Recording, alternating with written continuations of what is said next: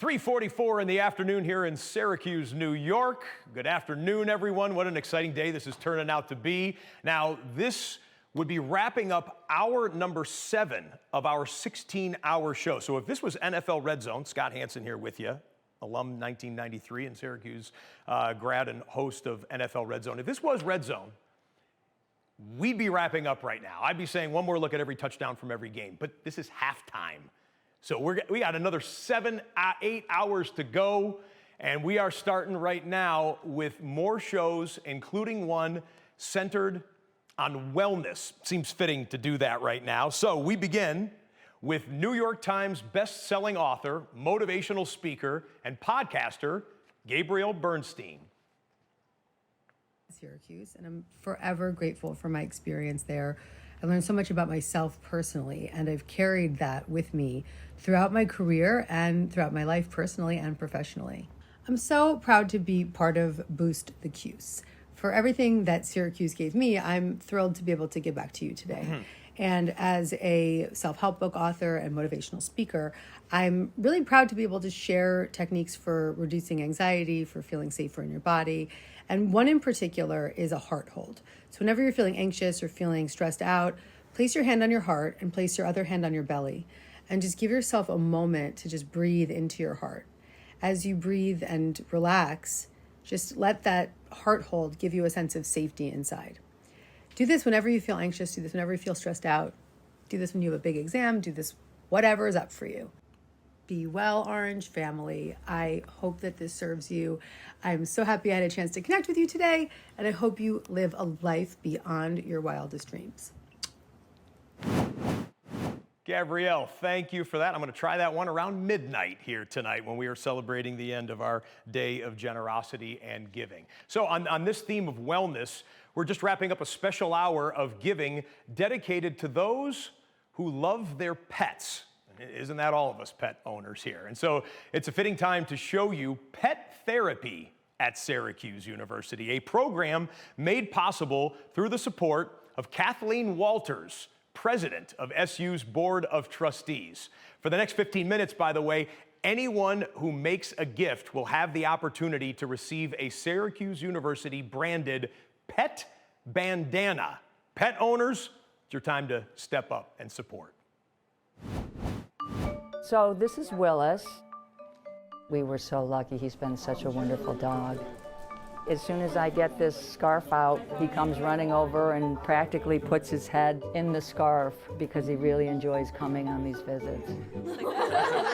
When I first started, there was some pet therapy, happening in pockets on campus, but we really worked to bring more regular pet therapy through health promotion at the Barnes Center. Now that we have a dedicated space for this here in the Walters Pet Therapy Room, it's been amazing because we can really have so many more opportunities for the pet therapy sessions to happen on campus. It's always got students in there, and it's a very happy environment. Everybody that goes in that room is happy. Right when you see the dogs, people perk up a bit. And then just even petting the dogs, people automatically relax. People automatically feel more comfortable and at home. And you can just see it in their face and in their body language, how that interaction changes their day. He's got a business card now. Oh, he does? I'll take one. I love him. Thank you so much. When I see the dogs and I'm able to touch the dog and pet the dog, it really does manage stress, and you can feel it almost immediately. It doesn't take very much time with the dogs to feel it. They're literally the calmest dogs ever. They're so nice, they're so friendly. We've even seen some students who maybe have a fear of animals, who've gone from kind of hanging out outside the room and peering in to eventually interacting with animals. That's been really great to see as well. Kisses. I love you so much. Overall, I think this is a trend across college campuses because it's incredibly popular with students. They just see such wonderful outcomes in terms of their anxiety, going down as a result of the pet therapy. I think it's a really easy and fun way for people to manage stress, and I think that translates over into success in the classroom. I love seeing all the dogs because they make me so happy when I'm stressed about school. I have a dog and I miss him. Most of these people do have animals at home. Having this connection here is just bringing a little bit of home back to Syracuse University. I love the Barnes Center, and I love pet therapy because we're actually helping with awareness in terms of people's mental health and mental states. I wish they had something like this when I was in college, because it just is clearly thinking about the student, enhancing their ability to be good students and good citizens and healthy. Freshman year, I remember I was so sad because I never saw dogs, so even just being able to see a dog for a little bit makes me happy. I want to be on camera. We like our camera close-ups here at Syracuse University. Thank you for that. Pet therapy is a small portion of what's happening inside the Barnes Center at the Arch. I went there last night, got to take a little tour, see all the student activities going on. Thank you to Samantha and Talia for walking me around, showing me the places there. That is the hub for student wellness on campus, and that includes a focus on recreation. That transitions us to our next live guest, who joins me now from Barnes. He is Jeff Rubin, Syracuse University alum and professor, and he is the founder and CEO of Sidearm Sports, which powers websites, mobile apps, streaming stats, and more for college athletic departments across the nation. And now he's currently advising SU and our digital transformation. Jeff, good to see you, sir. How are you? Great to see you, Scott. How's the energy? Energy's good here, and I get a little. I am a closet gamer. Not even closet. I am all in on gaming, and I see you join us from the Esports Center in one of those unmistakable esports competitive chairs. We see games going on behind. Tell us about this, which to you and me, old heads, is like this was a fantasy back in the day to have something like this a part of curriculum. So I love that we're starting off calling me old, but that's great. I'm sorry. Look, this place is this place is awesome.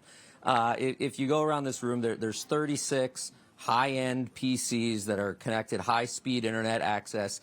This place is packed most of the time, especially as we get later into the hours when students are out of classes. There's Xbox X's, there's PlayStation 5s that are hooked up to these amazing flat-screen TVs. I think you can see some of them behind me. And in addition, there's a new streaming booth.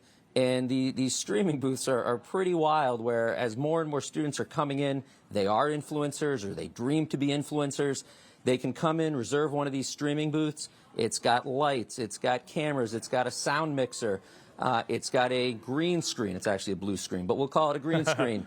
And they can go and promote themselves and their shows or their games out on Twitch or YouTube. It's pretty awesome. It's absolutely awesome, especially to someone who had a Sega Genesis back in my dorm back in the day. Now, to a young man like you need to understand that Sega Genesis was a console device where you would blow into the cartridge to get it to work if it didn't actually pop in there. No, I kid, Jeff. I'm just trying to retract what I said there earlier.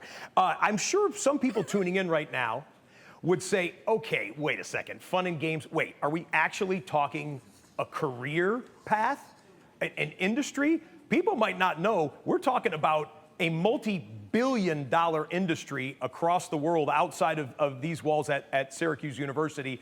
How is this center giving people an edge that might want to try and work in this aspect of maybe the toy department of life, as I do as a sportscaster? Yeah, so look, this is an industry, and I think one sentence can sum this up, right? Microsoft is trying to complete their $69 billion acquisition of Activation Blizzard. Microsoft's been around a long time. This is by far their largest acquisition to date, so that should tell us something. Number two, I have alums calling all the time from around really the globe saying, we are looking for students to work in the esports industry. Can you help us? And so this created an opportunity for Syracuse to expand into esports as its own academic major on campus. And so this major, which will launch in the fall of 2024, it's already gone through the University Senate. It's got New York State Department of Education approval.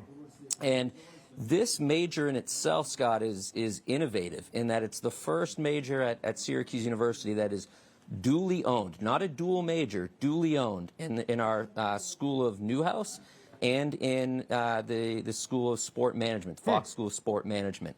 And so students will come into this major much like students who could major in sport management. But here they're going to major in esports.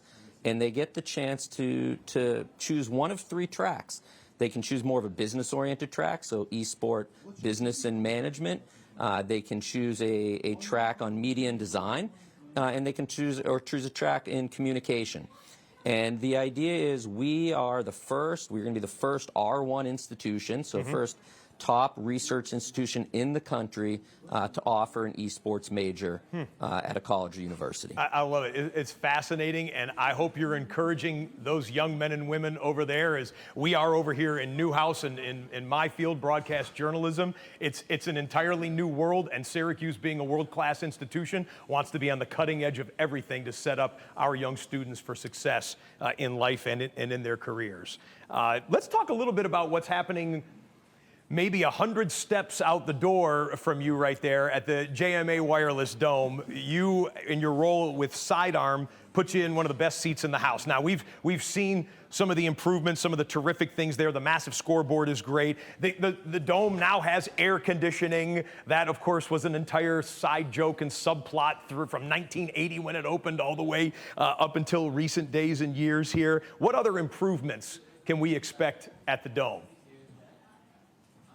So I'm going to put my technology hat on here and talk about, Scott, one of the things that fans haven't had for the last couple decades, and that's really reliable internet access, right? So, and I say this, if you go to any stadium in the country, college, professional, providing high-speed internet access in a confined area with a dense population is really hard.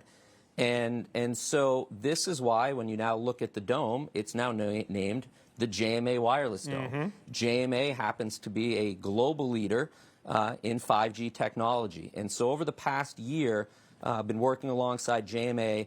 They've put out over 8 miles of fiber optic cable in the dome. They've put over another 8 miles of coax cable. They've put up over 700 antennas and radios. And now we're getting ready for Verizon and AT&T and T-Mobile to hook into this network. What does this mean? I'm going to say it in a technical side and then to a fan side. What it means is next year when fans come into the dome, we will have the most dense network in any college stadium in the country. Now, what does that mean?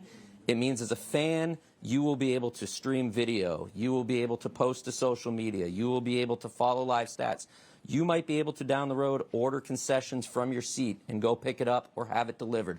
So the entire fan experience really enhances because we all are attached to our devices and we want to share information and share our reactions real time. Today we realize that's a struggle. Tomorrow it won't be. So you are assuring us that this upcoming fall, when Coach Babers and the guys have Clemson on the ropes in the fourth quarter, or later on in the year when Coach Autry and the Orange basketball team has Duke down by 10 in the final minutes and stuff, that you're going to be able to handle 50,000 TikToks being posted to blast all over the world that Syracuse athletics is back on top and back in technology as well. Without a doubt. Without a doubt, and it won't even require Wi-Fi. It'll be over 5G. That's so awesome. All right, well, so finally, we're here on Boost the Cuse. And we're giving everyone a chance to either make a pitch or at least explain what a donation to this particular discipline, this particular aspect of the university would mean. What does it mean to you? And what does staying connected as an Orange family mean to you and mean to this program that you just told us so much about? Yeah, so for me personally, Syracuse University is given every opportunity. It's given academically, professionally, and socially. Yeah. And so to me, I think boosting the Cuse and giving back, it's so much more than a donation. It's a commitment. It's a commitment to ensure that our academic excellence, our professional excellence, our research excellence, our excellence in the student experience continues on to the next generation. To me, that's why I boost the Cuse and why I'm so excited about today. Does the chair spin around in some kind of Austin Powers, Dr. Evil fashion, or maybe like Tony Stark or something like that? I'm fascinated by these things. Yeah. So yeah, you know, look, the chair spins around. I think I just dropped something, so maybe I lost you. No, you got me. But the chair spins around. We can change lights, Scott. I can change everything that's going on behind me at any point in this room. It is pretty wild. And Scott, one more thing. Yes, sir. Because of the demand, not only are we doing this here in the Barnes Center, we're adding 2 more esports rooms across campus. No way, I didn't know that. One that'll be centrally located right in the one in Shine Student Center, and one in the newly acquired Marley building, which not only will be another rec space, but for the first time also be a space that will allow our esports competitor, our student competitors at Syracuse University, to have a competition space, a stage to compete, and a place for fans to come and watch. Thank you. I'm so glad you said that, Jeff. And I know the students watching, not only the alums that are watching the program right now, the students are like, okay, I'm finding out a way to get myself in front of one of these great councils. And it's thanks to you and your excellent team that is putting this together for the next generation of Syracuse students, men and women. Jeff Rubin, thank you. I wish it was meeting in person here, but we totally understand the visuals that we needed there. I'm going to come by there and meet you at some point, and I want to get my hands on the sticks in one of these places here. Jeff, thank you for the time. It's awesome. Go Thanks Orange. so much, Scott. Oh, you got it. Okay, so Jeff just said that they're going to get more of those devices at the Shine Student Center, which is where we take you back now. David Barbier was probably just listening to that here, and he's going to be probably pretty excited about that, but I know he's got another special guest joining him right now. David, do you have us here from Newhouse? There he is. My man, take it away. Yes. I was so refreshing to watch that video. Right? For real. Talk, and I just might be over there later today. Hey. But today I am back in Shine.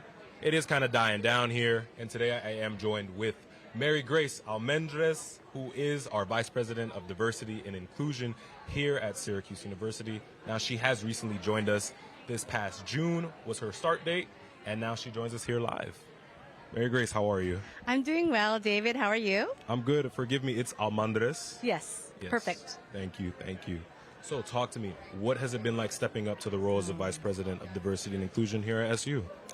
I can't believe I just got here in June. I feel that I've been received by the wider community. And in my first few months, I've taken a lot of time to develop relationships with students like you, with our faculty, our staff, our alumni, our board of trustees, Syracuse community. And that's been really helpful to help me understand what the priorities are around diversity, equity, inclusion, and accessibility. Hi, Otto. Thanks for stopping by. And a lot of what I've been doing is actually building a team of individuals who are going to help implement some of the strategic priorities that we've outlined as a university.